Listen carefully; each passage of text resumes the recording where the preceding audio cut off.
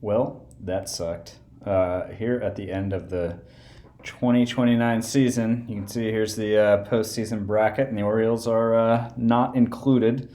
The Cubs won their second World Series in 3 years, beating the Rays. It was funny, man. The Yankees and the Mets were both up 3-1 in the league championship series. Looked like it was going to be a Subway Series, and then the Rays and the Cubs rallied back, both of them. So I wonder how many times in like MLB history, if ever, both teams in the league championship series have blown a 3-1 lead. I mean, how often are both even up 3-1, let alone then both blow it? So anyways, yeah, so the Cubs won it. Orioles finished 81-81. Big bummer of a season. Expanded standings said our run differential, we should have been about 3 games better.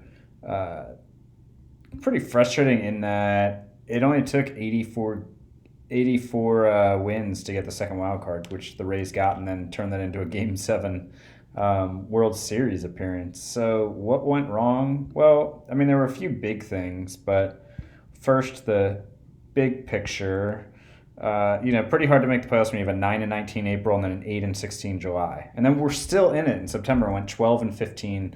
We went 0-6 against the last place Red Sox in September. I mean, that was the final nail in the coffin. We played them 6 times and lost all of them. Runs scored, we were 7th. We were projected to be the best offense in the AL by a pretty wide margin. We finished just 7th. Had a few key contributors do absolutely nothing this season. Starters finished 3rd ERA, bullpen 12th. Overall, we were 6th in ERA in the AL, 6th in runs allowed. A bit better than we were projected to do. So that's cool. Defense was about middle of the road, 6th and 8th in the 2 metrics. And really, so, before I get into going down the players, talk about a few specific players. The season came down to a few things. Dylan Carlson, you can see here, look at these OPS pluses, 151, 140, 146. And last year had a down year in 2028, a 119, and then this year a 90 OPS plus with 1.2 WAR. A guy who's capable of putting up 5+ WAR and he only puts up 1.2, that's a pretty big hit. He was our, middle of the order bat, and he just did nothing this year. He's 31, so it's a little concerning that he had not up to his peak performance year in 2028 and then a terrible year in 2029. It's not out of the question that he's going to bounce back. I mean, he should definitely bounce back from this season. Hopefully he's not totally toast, and he can at least bounce back to maybe his 2028 levels. That would be cool. He's got 3 years left on his deal, I think. So, 3 years. Only 17-8. It's not like it's a crushing deal. And then other middle of the order bat, Ethan Weinberger, just a 102 OPS plus with 1.6 WAR. And after last year, putting up 4.2 with a 133 OPS plus. So between each of those guys, total, I got 2.8 WAR. And they're both plenty, they're plenty good enough to put up anywhere from 9 to 12 WAR between the two of them. And that just didn't happen. And I mean, that right there is the difference in making the playoffs or not. Just those 2 performances. And then the other big blow was Asa Lacy, who came back for 1 start at the end of the year, but you can see here that torn rotator cuff might kind of end his effectiveness. He was my number 2-ish starter. He's good for about 3 wins per year, and he just didn't give me anything this year. So another big blow when you lose your number 2 starter. In addition to those down years from the offense, that's pretty hard to overcome. But scouting, you could see he was a 60 rated pitcher, which is a very, very good player, maybe all-star level starter back in at the end of the 2028 season. And now after the shoulder injury, he's a 40 or a 45 with 50 being a league average player. Really concerned about his movement being 40 because movement is how you suppress home runs. Really concerned about his extreme fly ball tendency. Those 2 things in Camden Yards, combined with the fact that, a year and a half ago he was throwing 93 to 95. Now after the injury he's throwing 89 to 91. I don't know, man. That's not good.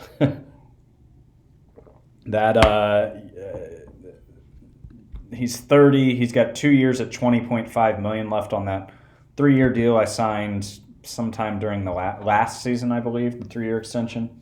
So that's likely $41 million of sunken cost over the next 2 seasons. But we'll see. I'll give him a shot in my rotation and see what happens. Maybe my scout's just really wrong and Ace has still got something left in the tank. But we'll see about that. All right, and then we'll go to the team. So Campusano led the team with 4.2 WAR. He's a free agent. More on that in a minute. Soto, absolutely amazing at third base. A 4 WAR season for a guy who didn't even have the job coming into the season and just ran with it. Maldonado, a 133 runs created plus, 3.8 WAR, down a bit from last year, but still a very excellent season. Gunnar Henderson, this is just what he does. League average bat, around 3 WAR. Mike Angelo had a rookie second baseman. Bat was a 90, so a bit below league average, but because his glove is so good, 2.5 WAR. Same thing with Jordan Williams, all glove, no bat. Backup catcher Luis Trujillo, somebody commented and said that's how you say it, I believe. In just 78 plate appearances, put up a 198 runs created plus and 1.4 WAR. So in 78 plate appearances, he put up 0.2 more WAR than Dylan Carlson in 668 plate appearances. Josh Bell did not do much after I traded for him, just a 72 OPS plus, which was, better than Mountcastle was giving me. But Mike Gerber just came up at the end of the season, and he could be a piece next year for me. We'll see. Josh Kramer, young outfielder, did not do much this year in very part-time duty. Pitching side of things, Luis Patino was excellent. He trailed off a bit, but 4.2 WAR. McKinley Moore, not all that was with him. This was a deadline deal. He put up 1.2 WAR in 37 relief innings. Very good out of the pen. Ben Schilt, great rookie season. 3.2 WAR in just 153 innings. Luis Delgado was good. Luis Gil was good after the trade. Forrest Whitley was good after the trade. So Gil and Whitley were both bullpen or rotation additions during the year. And then bullpen, Stone, Jones was good. Lawson really struggled in the rotation. And then after that, a bunch of guys who were fine. Jack Perkins didn't do much this year. Corrigan wasn't very good. Luke Little, who's not here because I optioned him, was not very good. Durbin Feltman, of course. That's the other thing. My closer missed most of the year. I only got 17 innings from him. So with a shoulder injury, he missed like 4 months. So that was another blow to the team, and obviously a blow to my really, really mediocre bullpen. So so that's kind of how the team worked out. And front office, and I think I'm gonna fire my hitting coach. I have made an offer. I mean, I just got to do something. Got to make some sort of change here, right? Oops, wrong tab. So Mark DeRosa, I'm going to try to bring him in to be my hitting coach. We'll see how he does. But I'm looking forward to making a change there. That will be the end of the line for Kevin Mahar, who's really been with me forever, since 2021. But my offense was just terrible this year, and I'm going to take it out on him. So take that, Kevin. And I think everything else will stay the same there. In terms of where this offseason is going, Campusano, my team leader in WAR, he's put up over 4 WAR each of the last 2 seasons. He's 31 and a catcher, which is kind of concerning. But he wants a 6-year deal, which is absolutely not going to happen. If I could get him on like a 3-year deal, maybe 2 with an option, I don't know that he'll go for that. I'd be willing to pay him around this money. I have, I meant to show you how much money I had for the offseason. I have 45-ish million for next season.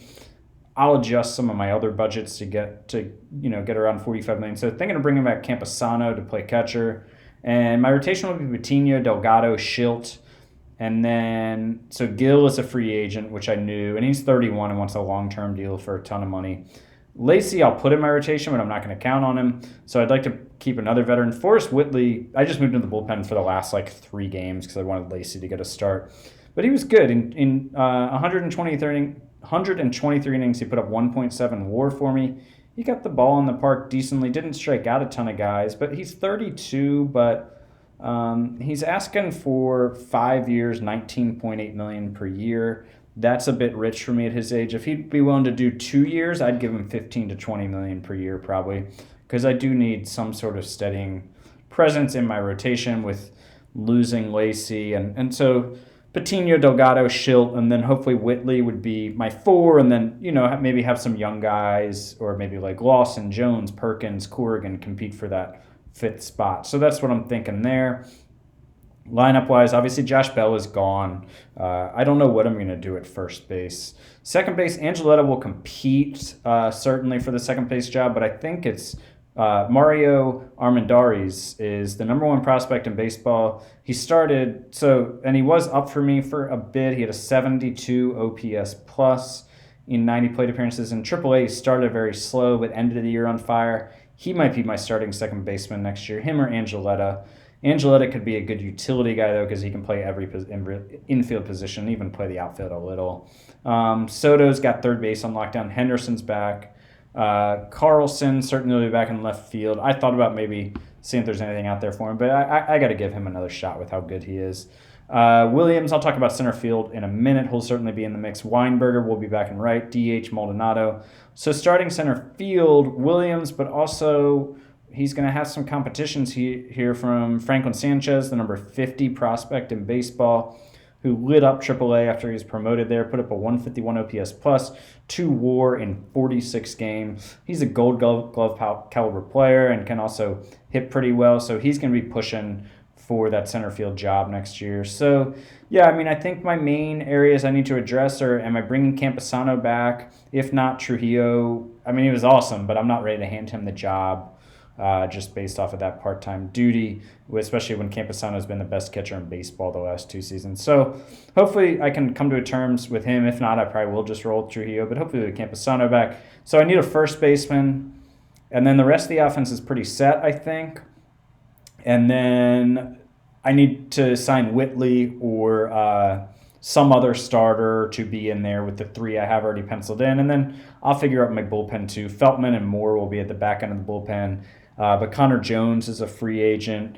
Duran was a really good guy for me this year, 1.69 ERA. He's a free agent, wants a huge raise. Klaus is a free agent. It's not going to bring him back probably. So we'll see what I do with the bullpen. But yeah, starting pitcher and first baseman will be on the wish list here. There is not a lot coming up in terms of free agents for first baseman.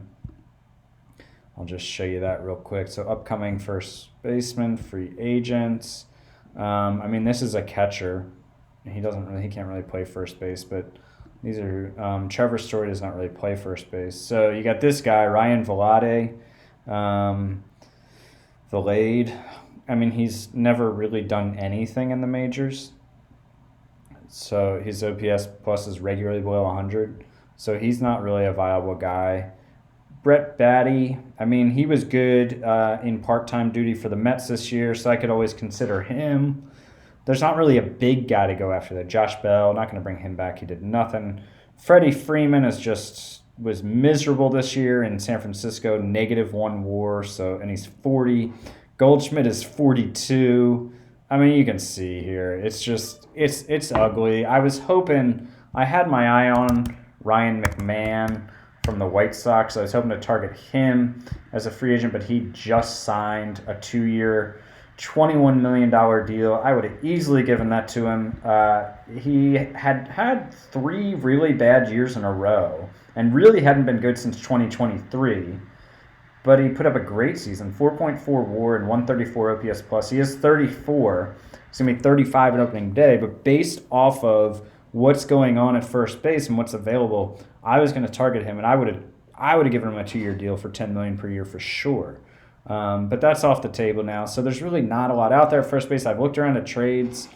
First base is just a really weak position right now in my league, and the guys that would be an upgrade are crazy expensive in trades. So we'll see. I don't know that I'm going to have a great plan in place there, in terms of this is my guy and I'm running with him. I think I'll probably take a flyer on a guy. And Armendariz, I think I say his name different every time, can play some first base as well. But I'd love to keep his bat at second and bring in a first baseman. I don't really have a prospect coming that I can count on at first base. I've looked around trying to trade for a first baseman near MLB ready, and there aren't a lot out there. Maybe it's going to be a Rule 5 thing. I don't know. So first base is a hole, and it's going to be hard to address. But anyways, that's kind of the run of it. That's the season. Disappointing year, but with the number one farm system in baseball, I think I still got a shot to contend, even if I have lost like basically Asa Lacy and hopefully Carlson is still playable for me. But yeah, a little bit of concerning times here in Baltimore, but we're gonna move forward and look to rebound next year. I'll be back with an update at some point.